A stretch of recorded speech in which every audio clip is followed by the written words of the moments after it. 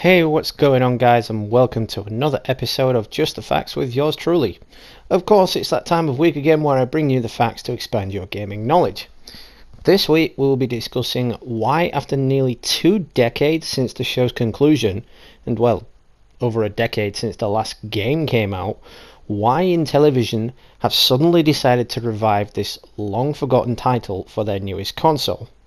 I'll also be shoving in some random facts and opinions from myself as well. So, that being said, on with the show.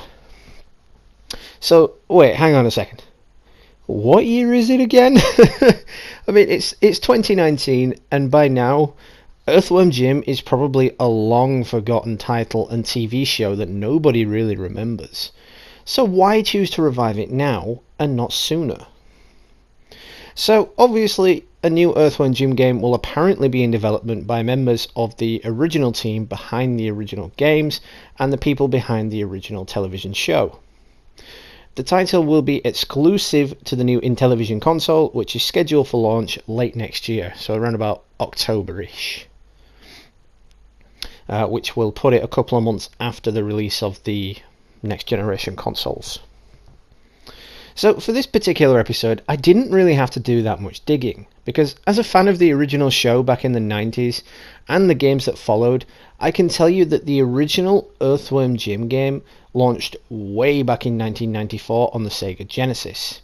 It launched then because the show was immensely popular, and kids all around the world, including parents, just absolutely loved how hilarious it really was.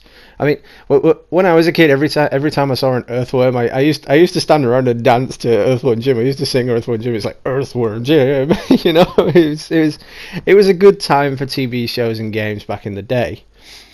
But will it actually live up to expectations today? And I'll get into detail in that in a little bit. So when it was on Sega Genesis, it became a critical and commercial success. It was also eventually released on other consoles, including the SNES. The games of the time were very basic, but also extremely popular. They followed that whole old school simple 2D run and gun side-scroller thing. But the game did have an immediate sequel back in 1995, so only a year later did it get a sequel. And it did have a high-definition remake in 2010 for the PlayStation 3. Yes, I'm a sad bastard. I do have the game. I did download it. Man, it wasn't as good as I remembered it, to be honest. It just sits collecting dust in my PlayStation library now, to be quite honest with you guys. So yeah, the development of this new game will be handled by the original team members, including creator Doug Tennepoel and Tommy Talacrio. I don't know, I can't pronounce that properly, so let's just go with Tommy. The series composer and sound designer, so that was obviously Tommy. It no doubt helps that Tommy is now the CEO and president of Intellivision Entertainment, makers of the upcoming Amico console. I think what this tells us is that with him being CEO, he wants an iconic title to launch what he wants to be an iconic console. So each and every console of all the generations has had similar launch titles that will make them remembered throughout time. As I've said though, very few people will actually know what Earthworm Jim is, especially in this day and age with all the younger generation of gamers playing Fortnite and Call of Duty. Basically only looking to pay to play online stuff and just go online and shooting the crap out of each other, basically. I think it's probably safe to say that Earthworm Jim hasn't aged very well, and a lot of kids these days will be like, Earthworm what? It's an program about an earthworm? Oh, okay, why not? So yeah, kids these days just won't be interested in it. It's more for us 90s babies, 80s and 90s babies, you know?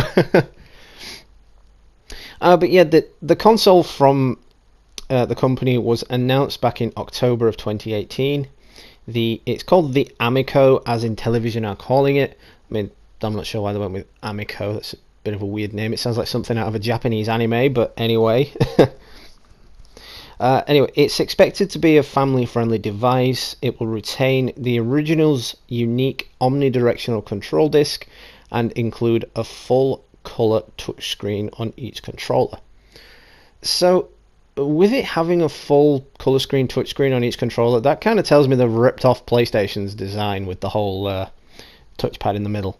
But instead it's got like a little screen on it where you can, I don't know, see the game maybe. Why would you want to see the game there when you can see it on the screen? I don't know, that might just get a bit confusing. But its omnidirectional control is basically just analog sticks. You know, it's picture the old Sega consoles and their sort of weird design of controllers. You know, they had the one analog stick at the bottom, then the one at the top, and then there was another one in the middle. It's like, oh, just make your mind up where you want the analog sticks. But Amico will retail the console between £149 and £179, and games will actually be relatively cheap and only cost between £2.99 and £7.99. So that's actually not too bad. You expect with a new console, especially that one that will have games that are strictly digital download only, you'd expect it would cost a little more. Even the games are relatively cheap, so it'll be an awesome little addition into your gaming arsenal. Additionally, every title on the Amico will be exclusive to that platform. So if you want to play the next Earthworm Jim game, highly doubtful that you will, you're going to need to do it through Intellivision's new console, basically.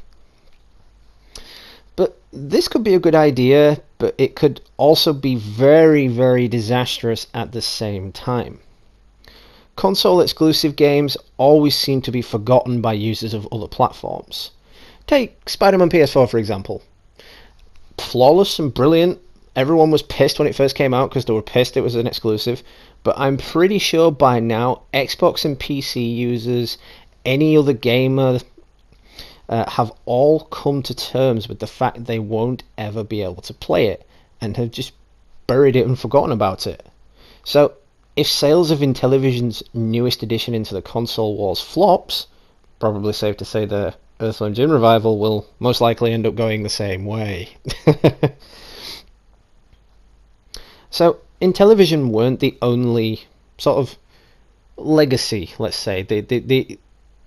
Yeah, let's go with legacy. I can't think of a better word for it. Brand to announce a new piece of hardware in 2018. So a massive and huge blast from the past, coming out of the ashes, rising from the dust. A new console is on the way from Atari. I mean, wow, we haven't heard anything from Atari in just 2 decades. It's like, wow, okay, this is like going to be a retro year for gaming. Like 2020 is going to be a good year for gaming. You know, we've got the new PS5 coming out, we've got the new Xbox coming out, there's a lot of new games coming out, there's a lot of new hardware coming out. So 2020 is going to be a major leap forward, especially for these retro guys as well, because they are really taking advantage of the whole console wars thing now. I think everybody is, actually. I think every developer out there is just like, you know what? We'll take advantage of this. We'll make some shit. You know, get some money in our pockets. But yeah, Atari is now part of a French-owned collection of media companies. So its VCS device raised more than $3 million on Indiegogo, with the first $2 million coming in from the first day of its campaign. So that is actually pretty decent if you think about it. But the new Atari device is expected to ship to consumers in late 2019. So I'm guessing that'll be November, December time, just in time for Christmas. So yeah, as I said, it would appear that 2019 into 2020 is going to feel extremely nostalgic. At least these companies are making newer consoles and reviving older titles, as opposed to Sony and Microsoft just releasing major cash grabs with newer versions of consoles that are already out. I mean, the biggest cash grab recently from Sony being the PS1 Classic, which technically, if you think about it, isn't really even the PS1. Sure, it looks like it on the surface, but it's not the original system at all, especially with the games being digital download only. If they wanted to do it properly, they should have released it properly and just let you put your old discs into it, with HDMI capabilities or something. I don't know. But it would have been better if they did something about it. See, my point on this, though, is these guys have pulled out the stops, done what nobody else seems to want to do, and that's make a totally new system, reviving their older and more iconic titles to release, basically, just to release their new system with a bang. I mean, it is a revival of the older title, but it's also something new. Because, yeah, as I said, kids these days won't know what it is. But if a kid sees it, they might think, that looks entertaining, that looks hilarious. Mom, Christmas, you know what I mean, guys? But anyway, guys, I think that's about all I've got for you this week. A little shorter episode than usual, but think I've said and covered everything that needs to be said in this episode, because it's only an Earthworm Jim game. I mean, it's not that exciting. I just thought when I first saw the post, I was like, right, this is going on. I'm putting this in my Just the Facts this week, and it's just one of those things where, well, I figure people will know about it, people won't know about it. I'm probably going to get a couple of comments like, what the fuck is Earthworm Jim? But to those of you who knew what Earthworm Jim was, good on you. You watched some awesome TV as a kid. I mean, just think about it. If they made a Dexter's Lab game or a Johnny Bravo game or even a Powerpuff Girls game, that would just be super awesome and super nostalgic. That's a petition right there, guys. We need to petition to do that. But yeah, let me know in the comments what you guys think. Does anyone watching even know what the hell Earthworm Jim actually is? I'd be interested to hear your thoughts and feelings on it, like if you actually do know what it is. But yeah, shout out to all subscribers, old and new. Now at 879, we are slowly creeping toward that 900 goal. Let's see if we can get there before the end of this year, guys. So if you enjoy my content, if you want to share it about, if you want to tell your friends, that'll get us up to that 900 goal and where we want to be by the end of the year. Because when I get to 900, I'm going to be doing a shout out video featuring not practically everyone, because then we'll be here till next week, but you know what I mean. I'm going to do a major shout out video when we hit to 900 anyway, and we're so close. We're just like 21 away, just 21 away. Stay tuned, because tomorrow we will be back with the remainder of our Telltale game series, starting up on season 2 of The Walking Dead.